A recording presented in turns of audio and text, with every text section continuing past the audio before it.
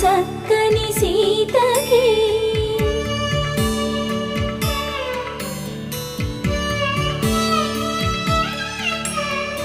ఎర్ర జాబిలి చేయి రాముడేడని అడుగుతుంటే